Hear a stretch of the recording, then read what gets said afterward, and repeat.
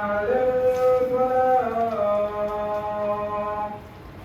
الله أكبر الله أكبر لا إله إلا الله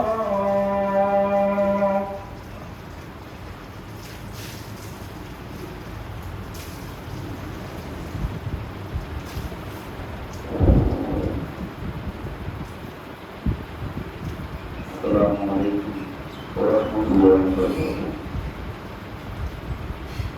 إن الحمد لله نحمده ونستعينه ونستغفره ونعوذ بالله من شرور أنفسنا ومن سيئات أعمالنا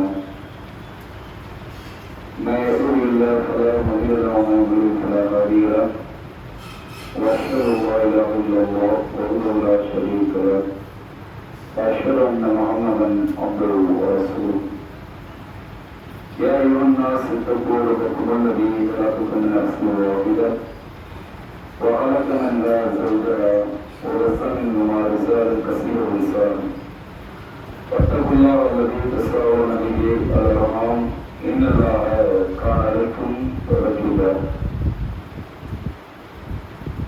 வார்த்தைகளில் சிறந்தது அல்லாஹ்வுடைய வார்த்தை என்றும் வழிகாட்டுதலில் சிறந்தது நபிகள் நாயகம் ஸல்லல்லாஹு அலைஹி வஸல்லம் அவருடைய வழிகாட்டுதலுக்கும் காரியங்களிலே மிகவும் கெட்டது மார்க்கத்தின் பெயரால் உருவாக்கப்படக்கூடிய புதுமைகள் ஒவ்வொரு புதுமையும் பின்னேறுதல் ஒவ்வொரு பின்னேற்றம் ஒவ்வொரு வழிகளும் நாளை மறுமை நம்மை நரகத்தில் கொண்டு சேர்க்கும் என்று கூறுகிறார்கள்.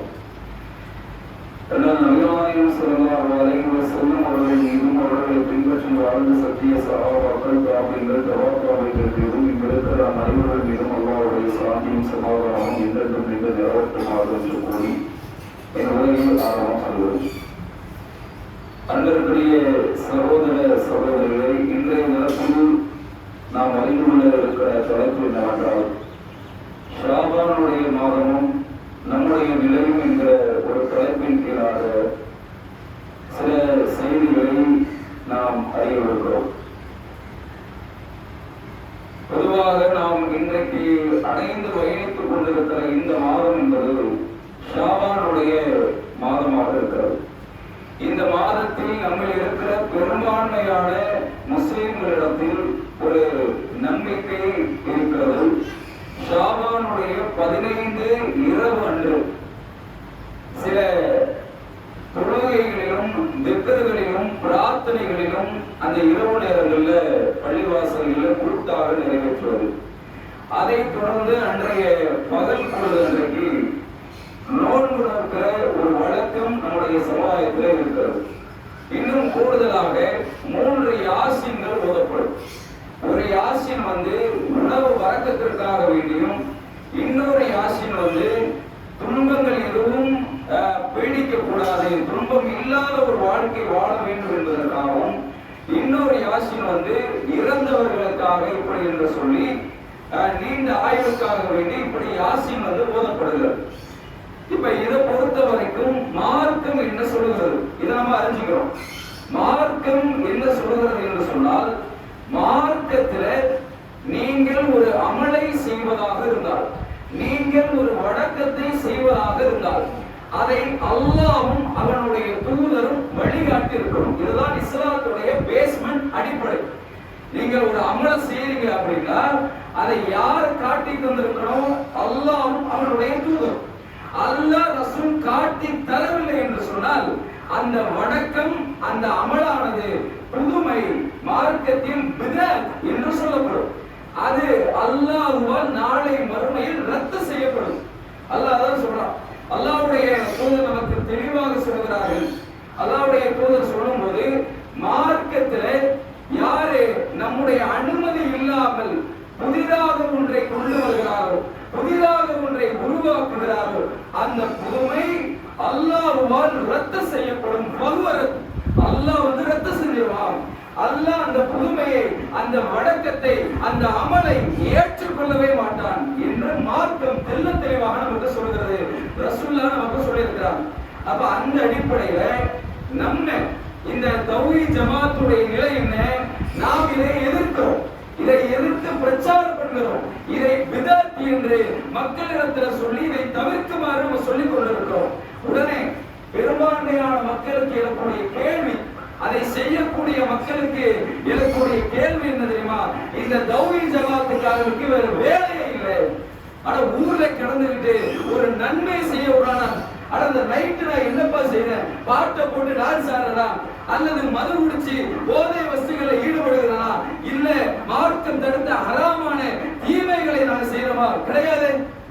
குர்ஆன் ஓதுறது தப்பா, தொழுகிறது தப்பா, திக்ர் செய்வது தப்பா, பிரார்த்தனை செய்வது தப்பா, நோன்பு பிடிக்கிறது தப்பா?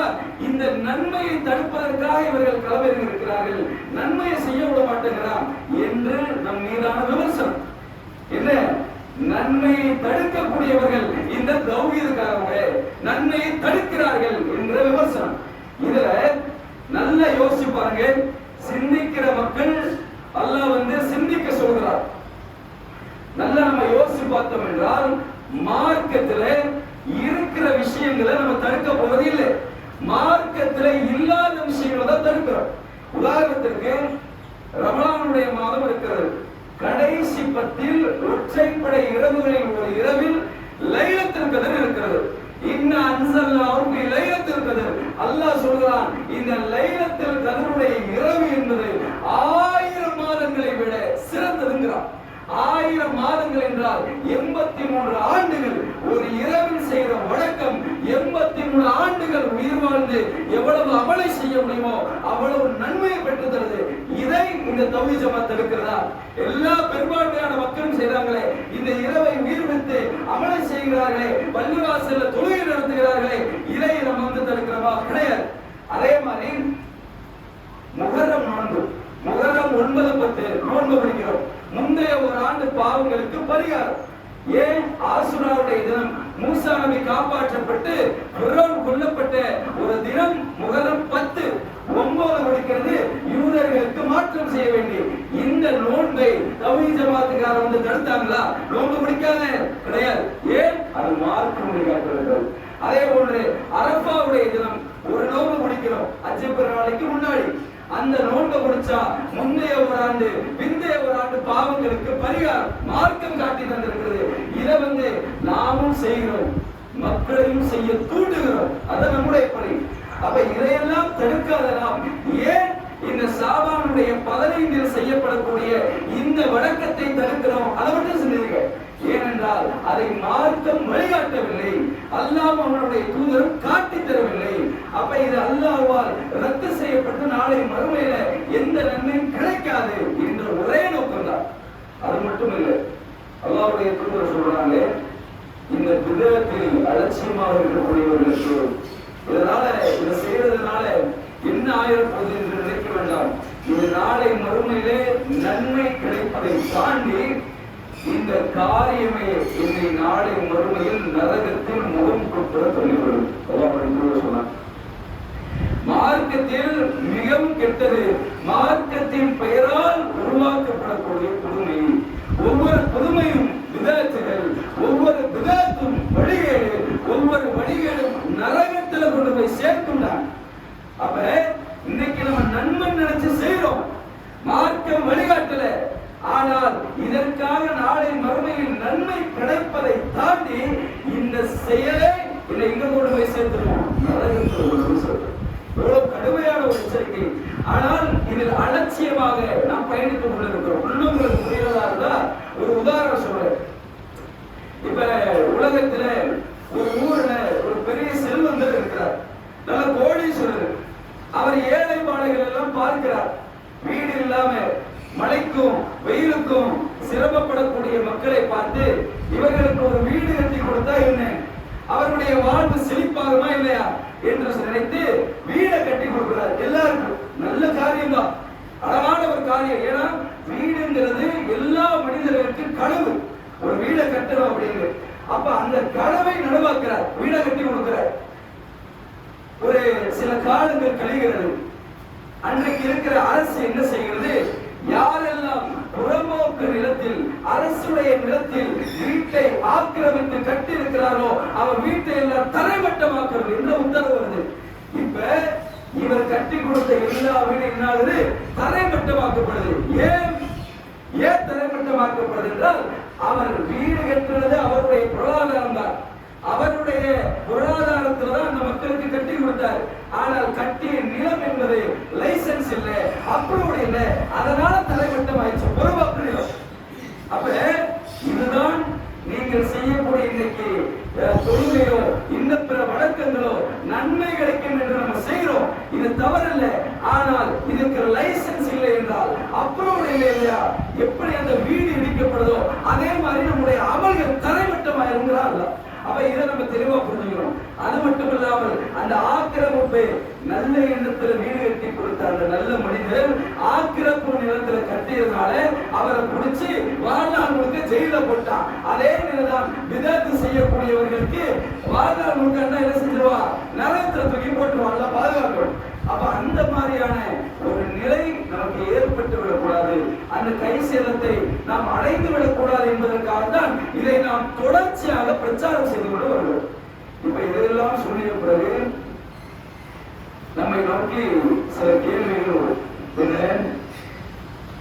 விதத்துன்னு சொல்றீங்களே, இந்த விதத்தை பொறுத்த வரைக்கும் நீங்க செய்யலையா?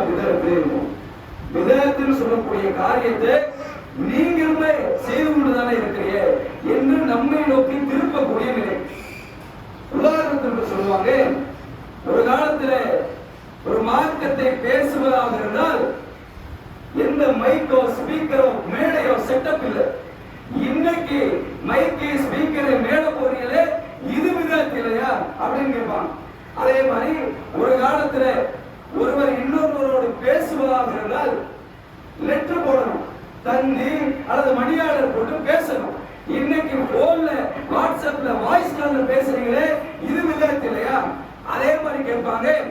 இன்னைக்கு ஒரு காலத்துல மாட்டு வண்டியிலையும் குதிரை வண்டியிலையும் பயணித்தவர்கள் இன்னைக்கு பிளைட் ட்ரெயின் பஸ் போறீங்களே, இது விதத்து இல்லையா? அப்ப நீங்க எல்லாம் விதத்து செய்வீங்க, நாங்க விதத்து செய்தா அது தப்பு. அதான் மக்களை மடைமாற்றுவதற்காக சொல்லக்கூடிய வாதங்கள் இது. இவர்கள் உலக ரீதியான விதத்தையும் மார்க்க ரீதியான விதத்தையும் சமமாக்குகிறார்கள், மக்களை மடையர்களாக்குகிறார்கள். நம்ம தெளிவா இருக்கிறோம். விதத்துகள்ல ரெண்டு வகை, ஒன்று மார்க்க ரீதியிலானது, மற்றொன்று உலக ரீதியிலானது. மார்க்க ரீதியிலான விதத்துக்கு அறவே அனுமதி இல்லை, உலக ரீதியிலான விதத்துக்கு அனுமதி இருக்கு. இதெல்லாம் சொல்லல, அல்லாஹ்வுடைய தூதர் சொல்றார். அல்லாஹ்வுடைய தூதர் ஒரு நாள் மதீனாவுல ஒரு பேரிச்ச மரத்தோட்டத்தை கடந்து வருகிறார். அப்படி வரக்கூடிய சூழ்நிலையில அந்த மதீனாவாசிகள் அன்சாரிகள் பேரிச்ச மரங்கள் 2 மரங்களை எடுத்து இணைத்து மகரந்த சேர்க்கையின் மூலமாக மகசூலை பெருக்கி பேரிச்ச மரங்களை அதிகமா காய்க்க வைப்பாங்க. இது அவங்களுடைய தந்திரம், யுக்தி, வியாபார யுக்தின்னு சொல்லுவாங்க. அப்ப அந்த மாதிரி செய்யும் போது ரசூலா பார்க்கிறாங்க, என்ன இப்படி பண்றாங்க, நீங்க ஏன் அந்த 2 மரத்தை இணைக்கிறீங்க, தனியா பிரிச்சு விட்டுருங்க, அதை இணைக்கிறது எனக்கு ஏதோ ஒரு மாதிரியா இருக்கிறது, நீங்க பிரிச்சு விட்டீங்கன்னா அதுவா காய்ச்சி வரதான் போகுது என்று ஒரு கருத்தை சொல்லிட்டாங்க. உடனே அன்சாரி மதீனாவாசிகள் என்ன எடுத்துட்டாங்கன்னா, அல்லாஹ்வுடைய தூதர் சொல்லிட்டாங்க, ஆனா நமக்கு தெரியும் இதை தனியா விட்டா காய்க்காது, சேர்த்து வச்சாலும் மகசூல் பெருகும். ஆனால் ரசூலுல்லாஹ் இப்ப தனியா விட சொல்லிட்டாங்களே, தனியா விட்டு அப்படின்னு விட்டுட்டாங்க. அந்த ஆண்டு கழிகிறது, அந்த வருவாயை ரசூலுல்லாஹ் கணக்கிடுறாங்க, மகசூல் குறையில வருது, விளைச்சல் கம்மியாகிறது, நஷ்டத்துக்கு போயிடுச்சு. அப்ப நஷ்டத்துக்கு போனோடனே அந்த மதீனாவாசிகளை அழைத்து அல்லாஹ்வுடைய தூதர் என்ன ஏதுன்னு கேட்கிறார். அப்படி கேட்கும் போது அவர்கள் சொல்கிறார்கள், அல்லாஹ்வுடைய தூதரே, நீங்க தான் சொன்னீங்க, நீங்க தான் இந்த 2 மரத்தை இணைக்காம பிரிச்சு வைக்கின்றே, நாங்க பிரிச்சு வச்சோம், அதனால மகசூல் குறைந்து வியாபாரத்துல நஷ்டம் வந்துருச்சு அப்படிங்கிற ஒரு பதில சொன்னாங்க. இப்போதுதான் ரசூலுல்லாஹ் மக்களுக்கு ஒரு விஷயத்தை ஆழமாக பதிய வைக்கிறாங்க. அல்லாஹ்வுடைய தூதர் சொன்னாங்க, நல்ல செவிதார்த்தி கேளுங்க, இறைத்தூதர் அவர்கள் தெளிவாக சொன்னாங்க விதத்தை குறித்து. உலக ரீதியாக நான் ஒரு கருத்தை சொல்வேன் என்றால், நான் உங்களை போன்ற மனிதன், உங்களை போன்ற மனிதன்கிற அடிப்படையில நான் ஒரு கருத்தை சொல்றேன். அதை விட சிறந்ததாக நீங்க உங்களை கண்டீர்கள் என்றால் அதை ஃபாலோ பண்ணுங்க, அதை பின்பற்றுங்க.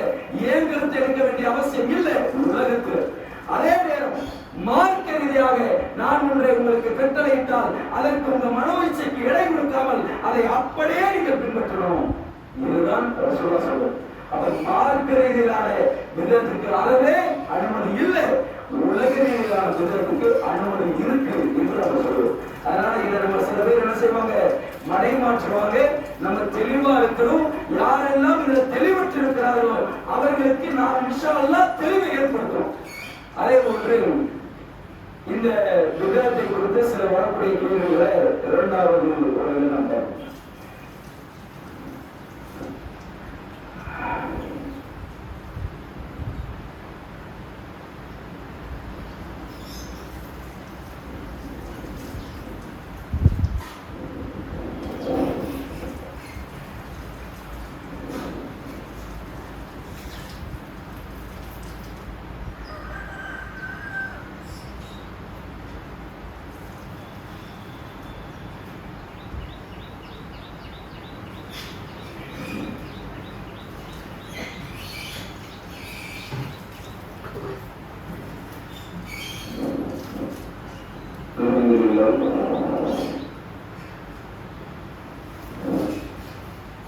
அப்படி இவ்வளவு தூரம் நம்ம விதத்தை உயர்த்திய பிறகு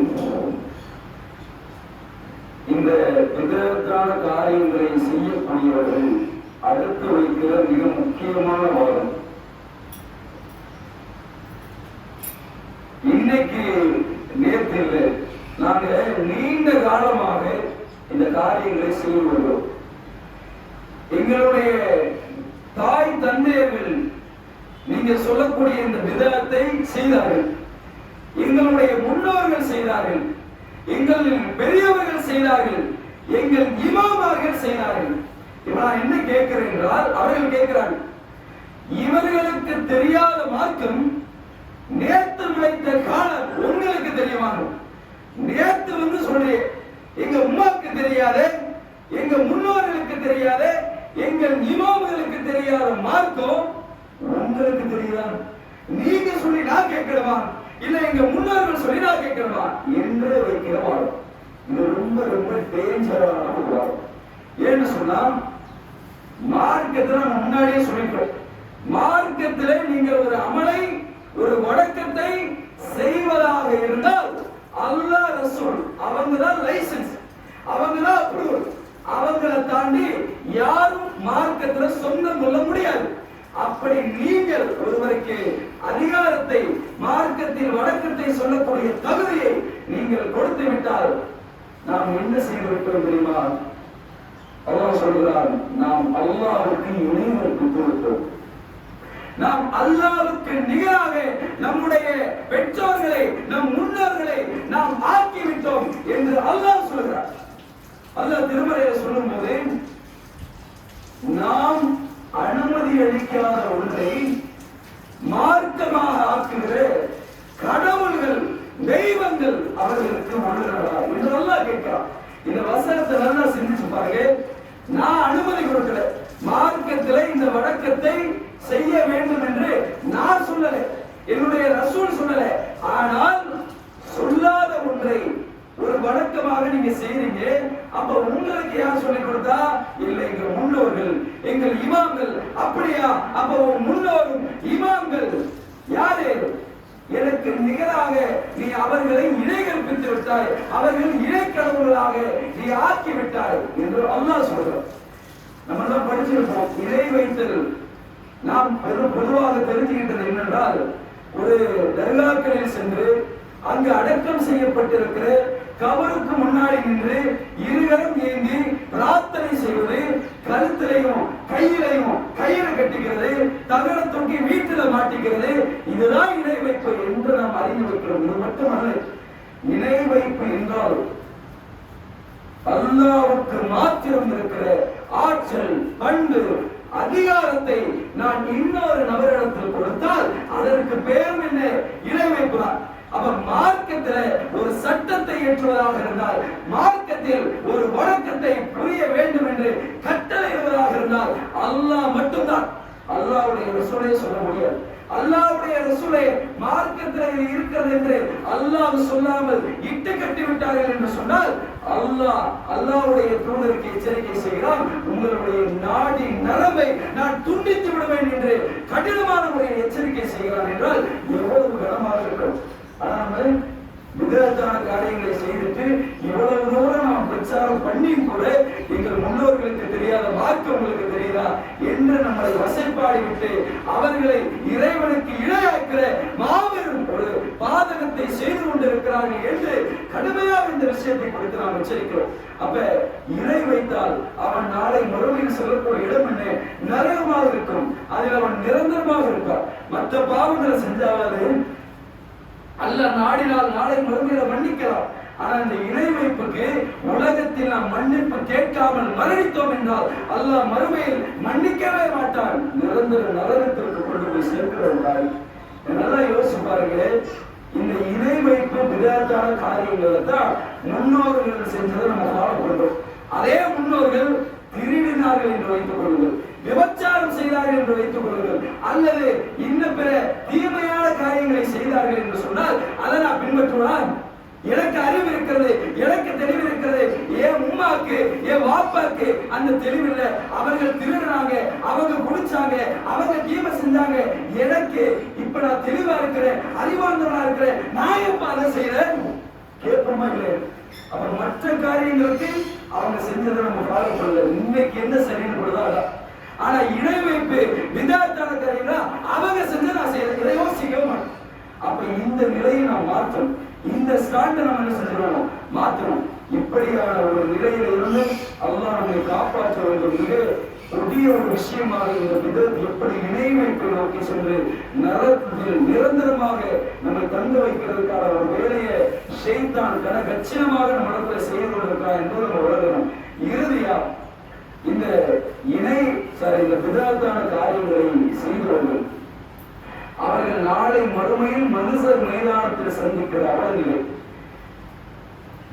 நாளை மறுமையில் கியாமத் நாளில் மனுஷர் மைதானத்தில் ஒட்டுமொத்த மக்களும் இந்த உலகத்தில் படைக்கப்பட்ட அனைத்து மனித ஜின் இனங்களும் ஒன்று கூட்டப்படக்கூடிய அந்த நாள்ல சூரியன் ஒரு மைல் தொலைவில் இருக்கிற இருக்கும். அந்த சூரியனுடைய வெப்பத்தால் மனிதன் வியர்வையில் மூழ்குவான். எந்த அளவிற்கு என்றால் தன் பாவம் செய்த அளவிற்கேற்ப தன் கணுக்கால் அளவு, தன் முழங்கால் அளவு, தன் இடுப்பளவு, தன் காது பாதி நனைந்து கண்ணு மட்டுமே தெரியும். அல்லாஹ்வுடைய கோபத்தை, அல்லாஹ்வுடைய வேதனையை, நரகத்தை பார்த்து கொண்டிருக்கும் அந்த தருணத்தில் மனிதனுக்கு எவ்வளவு தாகம் இருக்கும். ஒரு சிறு நிழல் கிடைக்காத என்று மனிதன் எந்த அளவுக்கு எண்ணுவார். உலகத்திலேயே இன்னும் வெயில் காலம் ஸ்டார்ட் ஆகல, வெயில் வெளுத்து வாங்குற அந்த தருணத்துல நம்ம வீட்டுல போட்டு ஏசிய போட்டு வெத்தையில படுத்தாதான் இந்த வெயில இருந்து தப்பிக்க முடியும் என்று ஒரு வழி உலகத்துல இருக்கு. ஒரு கூல்ட்ரிங்க்ஸ் கடை இருக்குது, கையில காசு இருக்குது, வெயிலா வேர்வையா உடனே போய் அந்த கூல்ட்ரிங்க்ஸை குடிச்சு அந்த தாகத்தை தீர்த்து அந்த வேர்வையில இருந்து விடுதலை செய்வதற்கான ஒரு வழி இந்த உலகத்தில் இருக்கு. ஆனால் மறுமையில் கடுமையான வியர்வையில் தத்தளித்துக் கொண்டிருக்கிற அந்த நேரத்தில் யாரும் நீர் வருவார்கள். ஒரு சொட்டு நீர் கிடைக்காதான், ஒரு இலையுடைய நிழல் கிடைக்காதா? மனிதன் ஏங்கக்கூடிய காலம், ஏங்கி ஏங்கி தேம்பி அழக்கூடிய நிலை அந்த மறுமை நாள். அப்ப அல்லாஹ் தன்னுடைய நபிக்கு கௌசர் என்கிற தடாகத்தை கொடுப்பார். ஒரு நீர் ஆற்று தடாகம். அல்லாஹ்வுடைய தூதருக்கு பிரத்யேகமாக அல்லாஹ் கொடுக்கிற ஒரு கிஃப்ட், பரிசு இந்த கௌசர் தடாகம். அப்ப இந்த தடாகத்துல அல்லாஹ்வுடைய தூதர் அமர்ந்து ஒரு குவளையில நீரை தானம் கொடுத்து மக்களை தன் சமுதாயத்தவர்களை அழைத்து அன்றைக்கு தாகம் நிறைந்த அந்த காலத்துல தண்ணீர் எடுத்து கொடுப்பாரு. அப்ப எல்லாரும் வந்து அந்த கௌசர் தடாகத்துல அல்லாஹ்வுடைய தூதர் கொடுக்கிற அந்த நீரை குடிப்பார்கள். ஒரு கூட்டத்திலே தவிர வானவர்கள் தடுப்பார்கள். ஒரு கூட்டத்தாரை அவர்கள் முகம் கருத்தவர்களாக இருக்கிற ஒரு நிலை. அல்லாஹ்வுடைய தூதர் பார்ப்பாங்க, என் தோழர்களாயிற்றே, என் தோழர்களாயிற்றே, அவர்களை அனுப்புங்க, நான் நீர் புகட்டணும் என்று கெஞ்சுவார்கள். உடனே வானவர்கள் சொல்லுவாங்க, இவர்கள் யார் தெரியுமா? இவர்கள் யார் தெரியுமா? நீங்கள் மரணித்த பிறகு, உங்களுக்கு பிறகு மார்க்கத்தில் இல்லாத பல புதுமையை, விதத்தை உருவாக்கியவர்கள். இவர்களுக்கு இந்த நாளில் நீர் கொடுக்கப்பட மாட்டாது, இவர்கள் நரகத்திற்குரியவர்கள் என்று சொல்லப்படுவே.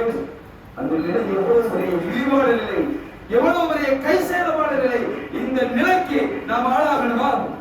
இன்னைக்கே நாம் திருந்தணும். நாளைக்கு வீட்டுக்கு போறதுக்குள்ள அடுத்த நொடி மரணம் வரலாம். மரணத்திற்கு பிறகான வாழ்க்கை நிரந்தரம். அந்த நிரந்தரமான வாழ்க்கையில நான் வெற்றி பெறணும், நிரந்தரமான வாழ்க்கையில நான் ஜெயிக்கணும். அப்படி என்றால் உலகத்தில் என்னிடம் இருக்கிற இணை வைப்பு, என்னிடம் இருக்கிற விதத்து, அதை குறித்த சாயல் அனைத்தையும் உலகத்தில் வேற இருக்கணும். இன்னைக்கு பிரச்சாரம் பண்ணிட்டு போயிடுவோம், இதை காது கொடுத்து இந்த காதலை விட்டுட்டோம் என்று கடந்து செல்லாமல் இதை வாழ்க்கையில் நடைமுறைப்படுத்தணும். நாளைக்கு எனக்கு, என் குடும்பத்தாருக்கு மரணம் வந்து கொண்டே இருக்கலாம். அவர்கள் மரணத்திற்கு பிறகான வாழ்க்கையில வெற்றி அடையணும். அவர்கள் சூழல் செல்ல வேண்டும். மறுமையில கியாமத்தினால விசாரணைக்கு தப்பிக்கணும். இந்த முகம் கருத்த கூட்டத்தினர்களால் ஒருவரால் கூட நாம் ஆகிவிடக் கூடாது என்கிற எண்ணத்தோடு நாம் இங்கிருந்து கலையக்கூடிய மக்களாக இருக்கும். இறுதிய உதவியோடையும் பொறுமையாக செய்வோம். எஸ்ஐஆர் என்கிற ஒரு ஃபார்ம் நம்ம ஜனவரி மாதங்கள்ல இல்லாத முன்றையும் நம்ம கொடுத்துருக்கோம். அந்த இனோவேஷன் ஃபார்ம்ல இன்னொரு காப்பி ஒன்று நீங்க வச்சிருக்கீங்க. இப்ப என்ன ஒரு அப்டேட் வருது அப்படின்னு சொன்னா, சிலர் அந்த ஃபில் பண்ணி கொடுத்து நம்ம ஓட்டர் ஹெல்ப் பண்ணி நம்ம பார்த்துருப்போம். நமக்கு எல்லாம் வந்திருக்கும். ஓட்டு போடுறதுக்கான நம்மளுடைய பார்ட் நம்பரு, நம்மளுடைய நேம், நம்ம வயசு போட்டு நம்ம ஓட்டர் ஐடி வந்திருக்கும். இப்ப ரீசெண்டா என்ன பண்றாங்க அப்படின்னா, சில பிழைகள் இருக்கிறது என்று சொல்லி கீழக்கரையில மட்டும் கிட்டத்தட்ட 13,000 பேர் நீக்கப்பட்டிருக்கிறார்கள். பிழைகள், அதாவது ஓட்டர் ஐடி உங்களுக்கு இருக்குது, ஆனா இவங்களுக்கு ஏதோ எழுத்து பிழை இருக்குது, ஏதோ ஒரு தவறு இருக்கிறது அப்படின்னு நீக்கப்பட்டிருக்கிறாங்க. இந்த பகுதியில எவ்வளவு தெரியல. இப்ப நம்ம செய்ய வேண்டியது, நம்ம பிஎல்ஓக்களை அணுகணும். இன்னைக்கு நமக்கு இருக்கிற பாகம் என்ன? கடந்த காலத்தில் உள்ள பாகம், நம்ம அப்ளை பண்ண பாகம் வேறவா இருக்கும். இன்னைக்கு அவங்க ஓட்டர் தந்த பாகம் நீங்க போய் சர்ச் பண்ணி பாத்தீங்கன்னா அதுல ஒரு பாகம் என்ன இருக்கும். அந்த பாகத்துல ஒரு பிடிஎஃப் ஃபைல வாங்குங்க. அதுல ஒரு நேம் லிஸ்ட் இருக்கும். அந்த நேம் லிஸ்ட்ல யாருடைய பேரு இல்லையோ அவங்களுக்கு பிரச்சனை இல்லை. யாருடைய பேரு இல்லையோ, யாருடைய பெயர் அதுல இருக்குதோ அவங்க என்ன செய்யணும் என்றால், ஒரு 4 டாக்குமெண்ட் உங்களுடைய பிஎல்ஓ கிட்ட நீங்க சப்மிட் பண்ணனா போதும். அவ்வளவுதான். அதாவது இந்த 4 டாக்குமெண்ட், உங்களுடைய ஸ்மார்ட் கார்டு, உங்களுடைய ஆதார் கார்டு, உங்க பேரண்ட்டுடைய ஆதார் கார்டு, இன்னொன்னு அந்த எனுமரேஷன் ஃபார்ம் இன்னொன்னு வச்சிருப்பீங்களே அது. இந்த 4 உங்க பிஎல்ஓட்ட யாருடைய பேரு அந்த புதுசா வெளியிட்ட அந்த ஃபைல்ல இல்லையோ, இருக்கிறவங்க போய் கொடுக்கணும். இல்லாதவங்க பிரச்சனை இல்லை. இருக்கிறவங்களுக்கு என்னது பிழை இருக்குன்னு சொல்றாங்க. இதை நீங்க சப்மிட் பண்ணுங்க. வரக்கூடிய பிப்ரவரி 10ஆம் தேதி வரைக்கும் டைம் இருக்குது. அந்த 10ஆம் தேதிக்கு நம்ம கொடுத்துட்டோம் அப்படின்னா பிப்ரவரி 17 அவங்க இறுதிக்கட்ட வாக்காளர் வெளியிடும் போது நம்முடைய பேர் அதுல வந்துடும். அதனால இந்த வேலையை நம்ம விரைவாக செய்யக்கூடியவர்களாகவும் இந்த மக்களுக்கு தெரியப்படுத்தக்கூடிய மக்களாகவும் அல்லாஹ் நம்மை ஆக்கியவர்களாக எங்களுடைய நிறைவு செய்கிறேன். வாக்குறுதியான அனைவரும் السلام عليكم ورحمة الله وبركاته.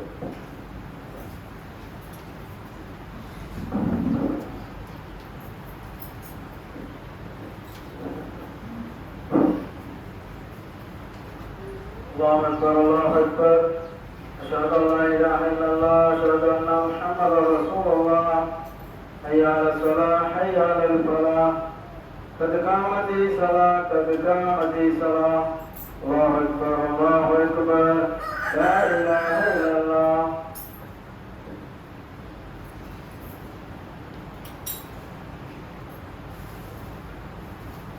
أشهد أن لا إله إلا الله.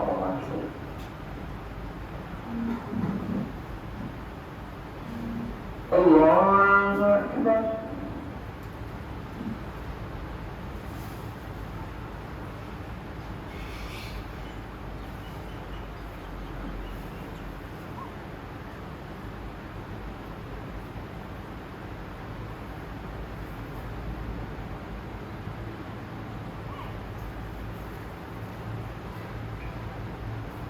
الحمد لله رب العالمين الرحمن الرحيم مالك يوم الدين إياك نعبد وإياك نستعين اهدنا الصراط المستقيم صراط الذين أنعمت عليهم غير المغضوب عليهم ولا الضالين آمين.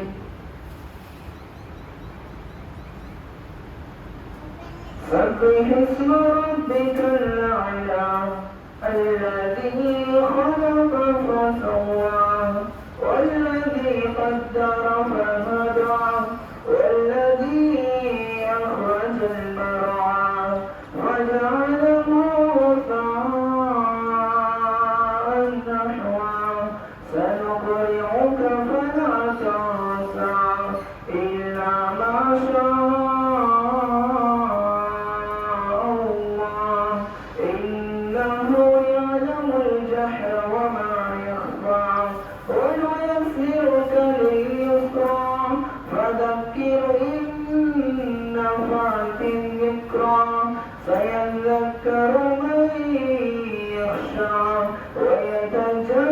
ويتجنبها الأشقى الذي يصلى النار الكبرى ثم لا يموت فيها ولا يحيا قد أفلح من تزكى وذكر اسم ربه فصلى بل تؤثرون الحياة الدنيا والآخرة خير وأبقى إن هذا لفي الصحف الأولى صحف إبراهيم وموسى.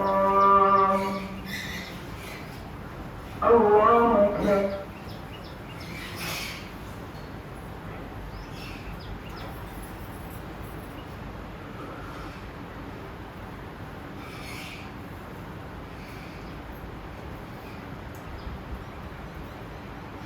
سمع الله لمن حمده.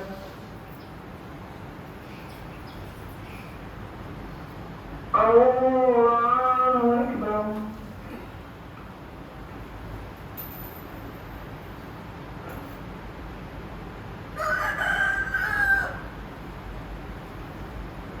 الله أكبر.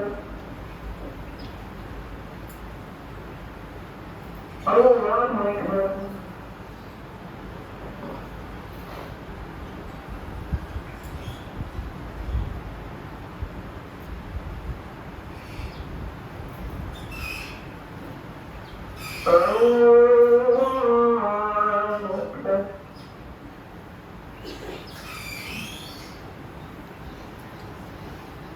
الحمد لله رب العالمين الرحمن الرحيم مالك يوم الدين إياك نعبد وإياك نستعين اهدنا الصراط المستقيم صراط الذين أنعمت عليهم غير المغضوب عليهم ولا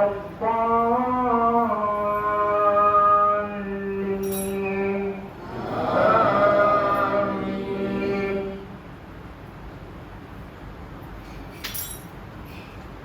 أفلا ينظرون إلى الإبل كيف خلقت وإلى السماء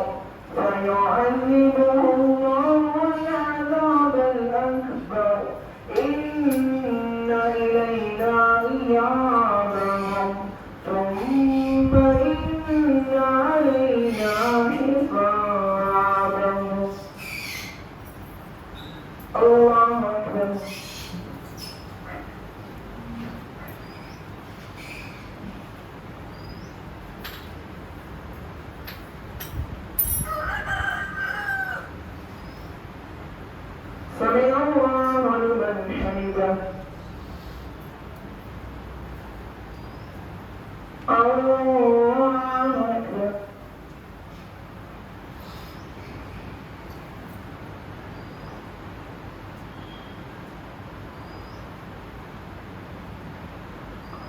الله أكبر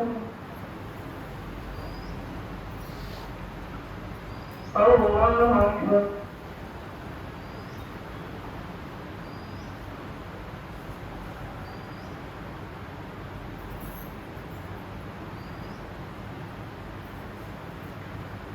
الله أكبر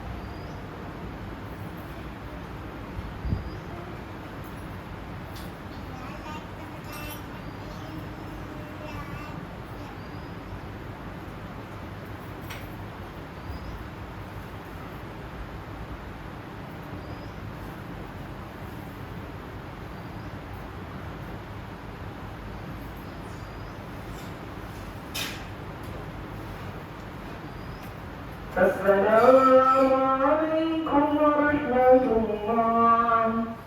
السلام عليكم ورحمة الله.